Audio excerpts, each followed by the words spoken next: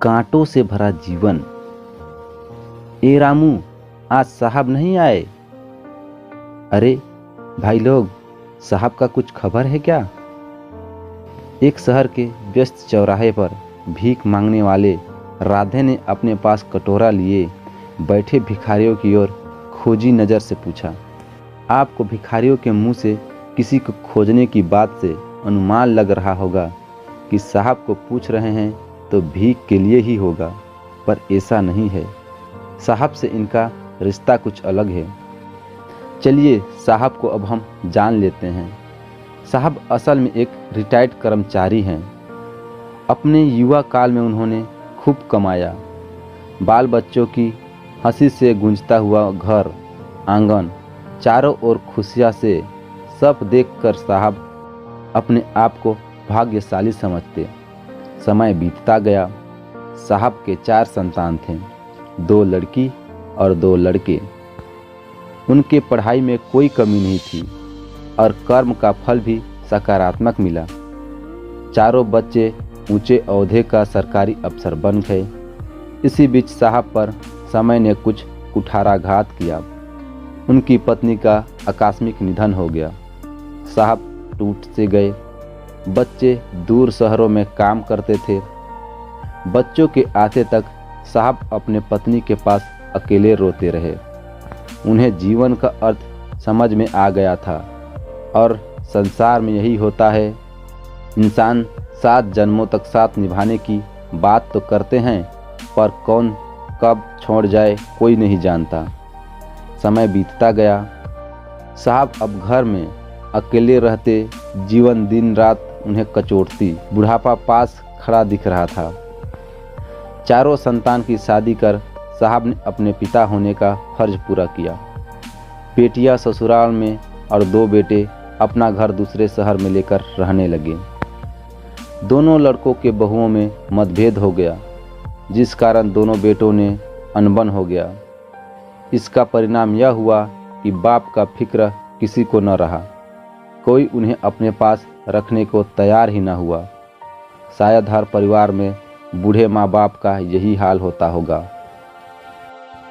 औलाद सिर्फ दौलत तक ही साथ देते हैं, वरना इस भारत भूमि में श्रवण की कथा इतनी पावन न होती।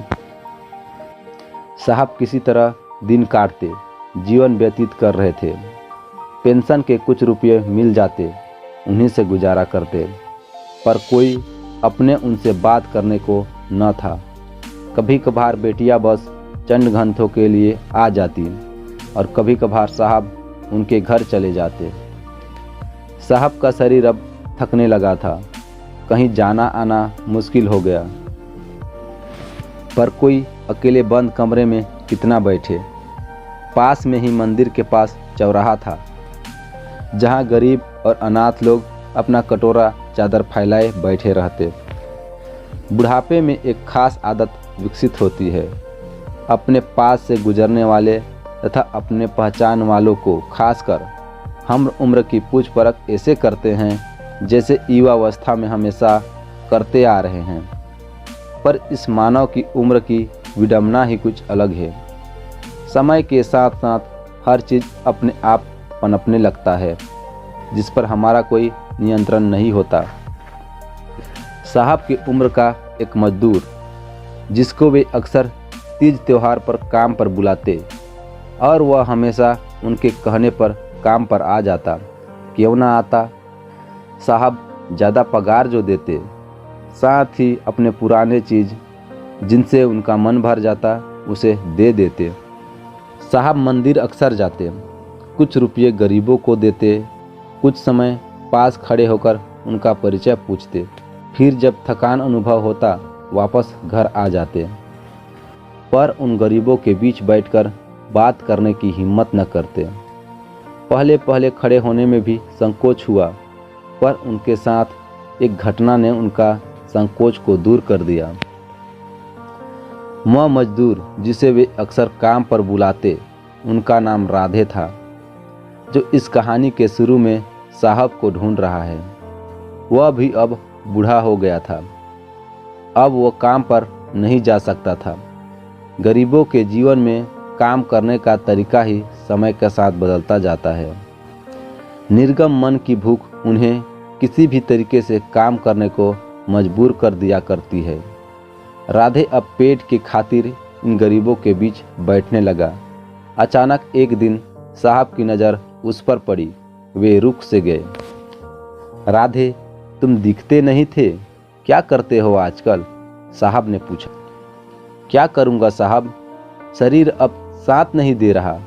बेटा बहू काम पर जाते हैं, फिर भी घर नहीं चल पाता है। घर पर पड़े रहने से अच्छा कुछ मांग कर अपना पेट भरने के लिए यहाँ पर बैठने लगा हूँ। और आप कैसे हैं? राधे ने पूछा। ठीक हूँ राधे। एक लंबी सांस लेकर साहब फिर से बात करने लगे। साहब रोज जाते, राधे से बात करते। इसका असर ये हुआ कि सब बुजुर्ग जो वहाँ भीख मांगने बैठते थे वे सब उनको जानने लगे। साहब त्योहारों पर सबको कुछ दे जाते। आत्मीयता के कारण व्यक्ति ऊंच नीच, अमीर गरीब का भेद भूल जाता है। साहब अब उनके पास ज़्यादा वक्त बिताते, उनके सुख दुख में सहयोग करने के लिए तत्पर रहते। वे भी उनकी खूब सम्मान किया करते थे। हमेशा उनके आने पर कटोरा किनारे कर आपसी सुख दुख की बातचीत करते। कभी कभार साहब के घर तक हाल चाल पूछते जाते। जब कभी साहब बीमार होते, उनमें से कोई साहब के घर में रात गुजारते, मानो उनका कोई अपना बीमार हो। साहब तब सोचते कि दुनिया में अपने और पराये की परिभाषा क्या है। उन्होंने तो जीवन अपनों के बीच शुरू किया, पर अपनेपन की परिभाषा की आईने पर जमी धूल समय के झोंकों से हटने लगी थी। वे अब स्पष्ट देख रहे थे जीवन में अपने की अमिट छवि, जिनके अंगों पर कहीं कांटे तो कहीं फूलों सी कोमलता, जिसकी बाहों में वे खुद थे, कराहते और खुश होते, और उनकी आंखें भीग जाती दुख और खुशी से। वे विस्मित हो निरंतर हो जाते कि जीवन पथ पर फूल काटे और कांटे फूल कैसे बन जाते हैं।